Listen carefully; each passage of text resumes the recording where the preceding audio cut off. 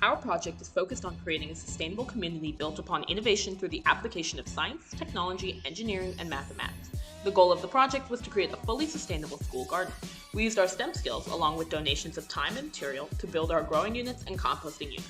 The environmental impacts that we were hoping to witness included an increased wildlife population, higher soil fertility, companion planting beneficial effects, and an increase in our production yield as we used our new compost. What is composting?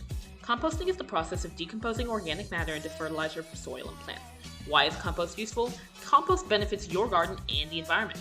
Compost enriches the soil by adding nutrients that plants use for growth and photosynthesis. It also helps soil retain moisture and keeps plant diseases and pests at bay. Composting also helps the environment by reducing our reliance on limited resources so that we can reduce the amount of waste sent to landfills, minimize the methane emissions created there, and lower our carbon footprint.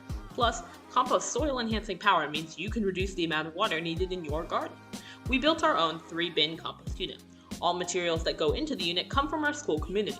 We practice clean composting, and our unit consists of browns, greens, and water. The brown material is high in carbon and includes dried leaves, straw and hay, and branches. The green material is high in nitrogen and includes grass clippings, plant-based kitchen waste, plant trimmings, weeds, and seaweed. Alongside the compost, our class focused on building and maintaining a garden near our school. We constructed raised gardens as the ground soil around our school is densely packed, full of sanded silt, and unsuitable for growing the desired plants. After we constructed our garden, we put soil inside the raised gardens, as well as fertilizer to support the plant's growth. When we finished preparing our garden, we planted kale, cabbage, broccolini, and lettuce. Unfortunately, we planted the broccolini and lettuce too late in the season, and therefore they were unharvestable or dead due to the cold.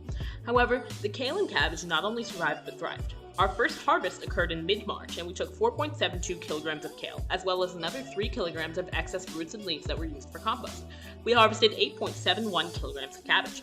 We washed and prepared the kale and cabbage, set aside the excess and stems for our compost, and bagged up the produce in order to distribute it to the members of our community. After our first harvest, we took a step back and reevaluated our garden to see what we could improve. We took a companion planting approach in order to deter pests, attract beneficial insects, improve our plant health, improve our soil fertility, and suppress weeds. Companion planting, the practice of growing 2 plants near each other for the benefit of both, is a proven method of improving your harvest. For our second round, we planted strawberries, scallions, carrots, beans, arugula, bok choy, and red cabbage. The sprawling root systems of the carrots will help support the taller beans, and the flowers of the strawberries will attract pollinators closer to the other plants. We're still growing our second harvest, but we're hoping to see an impact on the harvest and the yield due to the methods we've implemented and the compost that we created. Thank you.